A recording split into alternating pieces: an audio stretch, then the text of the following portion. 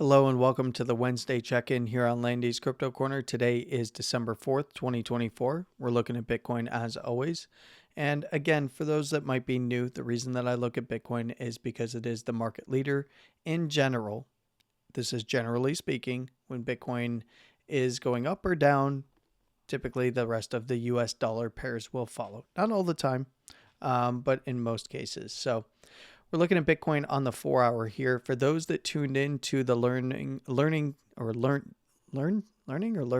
TA with Landy that I'm doing over there on Deorganized, where I just wrapped up kind of my 4 key pillars that I talk about quite often here with trend, support and resistance, volatility, and momentum. The first 3 make up the 4th.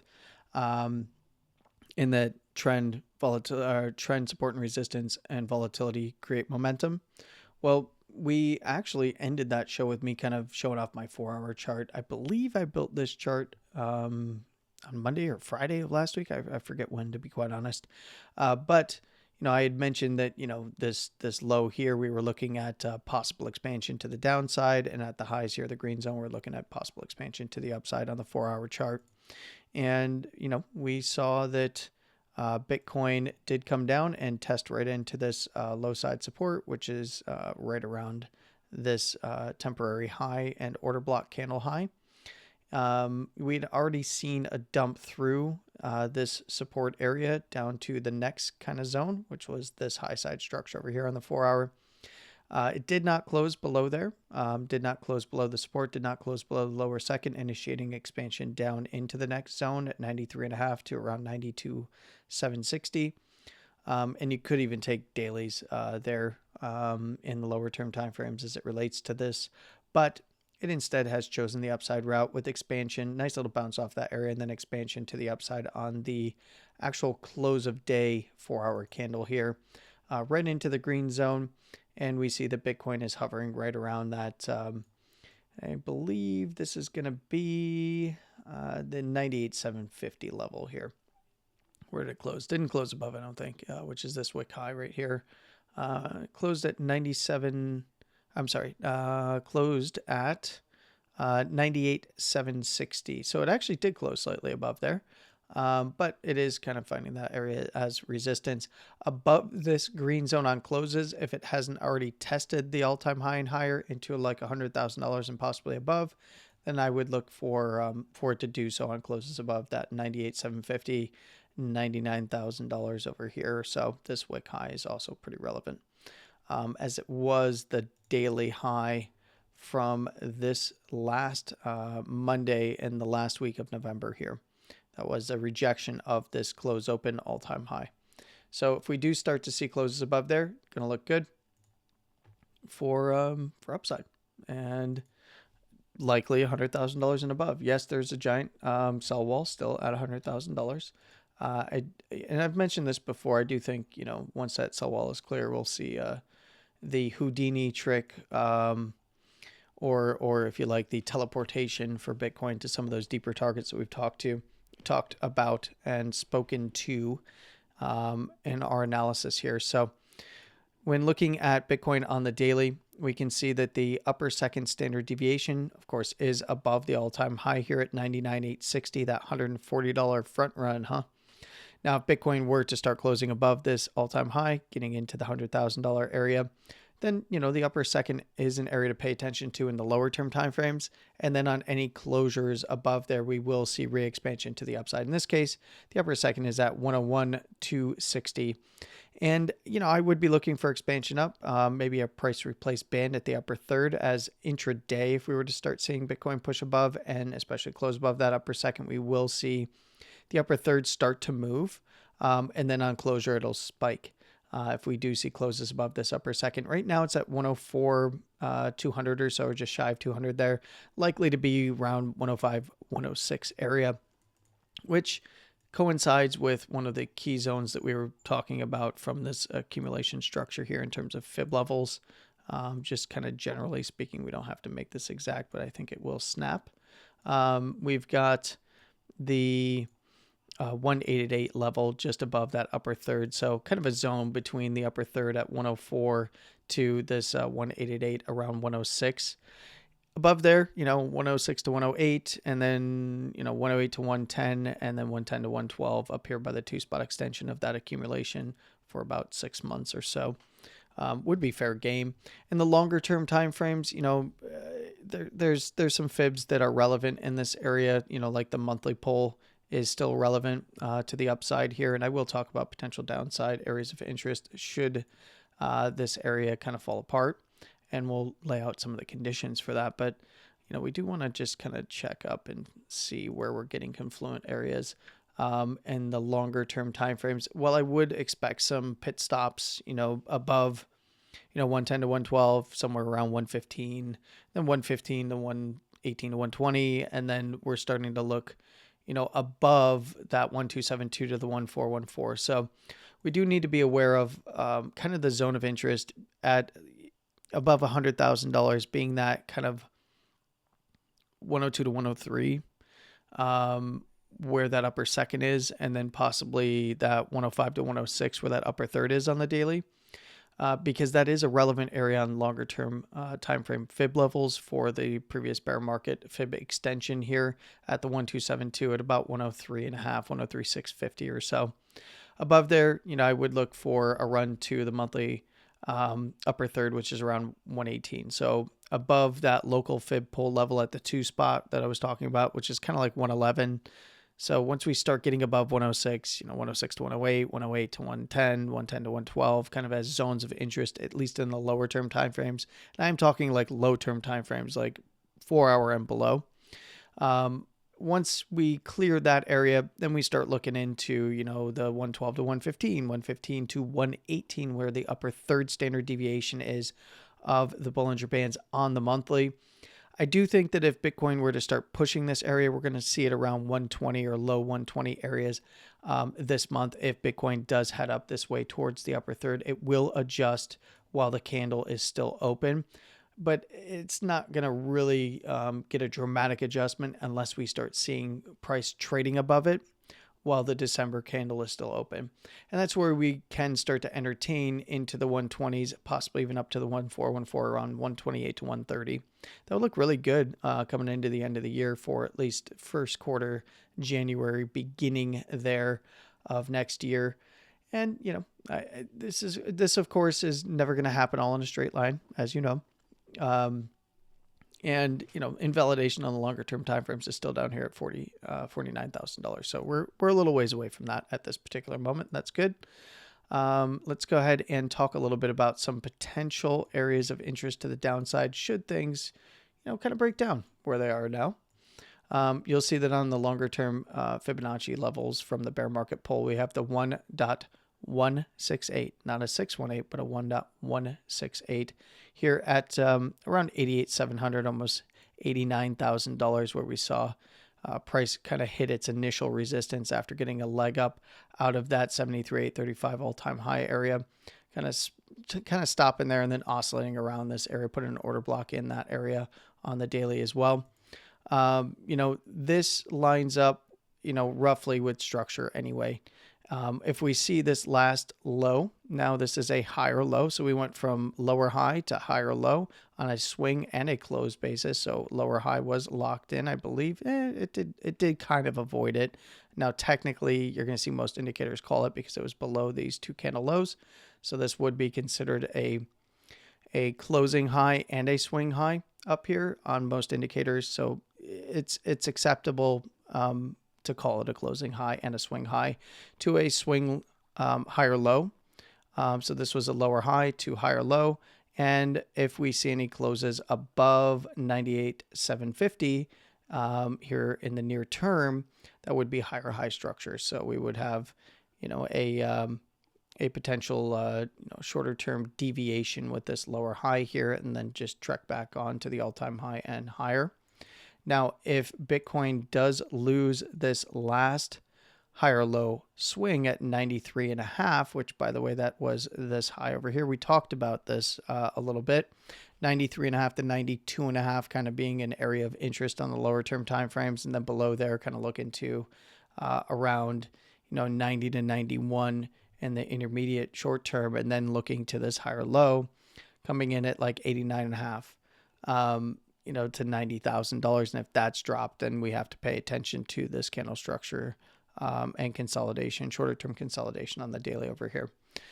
Now, if we do see this breakdown in lower term timeframes at 93.5, it's still the same criteria. We're looking kind of to 92 to 93.5, 92.5 on lower term timeframes. Fair game between this close open and the actual wick low. And then we start looking to the 90,680 to the next low side structure. And of course, we do have a little bit of intermediate support at 91 to retest again. And if that fails, then we're going to drop down below the $90,000 region into the mid to upper 80s. And realistically, you just don't want to see bulls dropping this bear candle low over here at $85,000. That would not look too great. And if we go back to that range fib pull from this accumulation structure, we can start to look at our fibs to the downside there.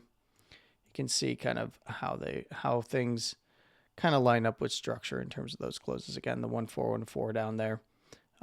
Dropping below there would put things below the lower second, and then in an expansive posture to try and hold on to the 2 order block candles here, and then possibly that wick low. I'm not necessarily looking for that, being above the basis and above the upper first again. Now on the daily, it looks pretty good. We see that we of course went from that expansion into compression again, nice sideways and up compression, regaining the upper first is a positive sign there at 98,321.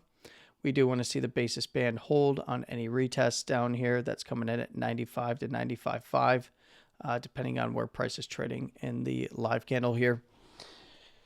Above the upper second, like I said, is going to put things above the all-time high, and looking into, I would say above 100 to like that 103, 103.5.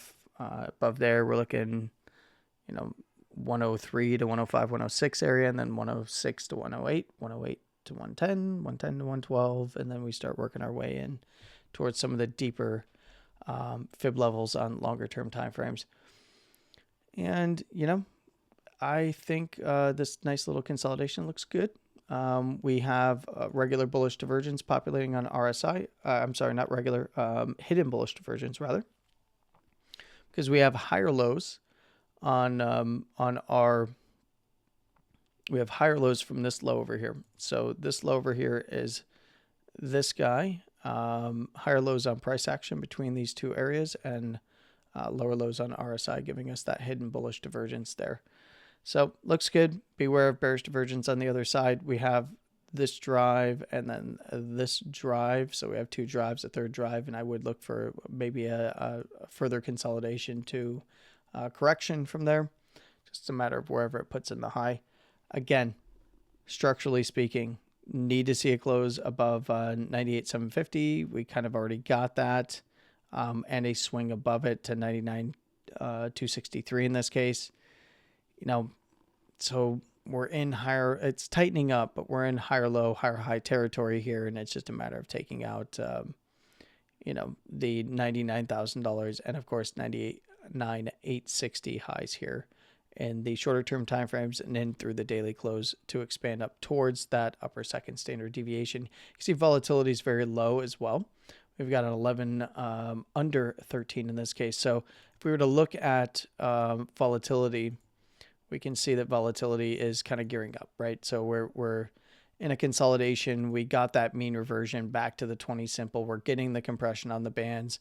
We're above the basis, above the upper first rather.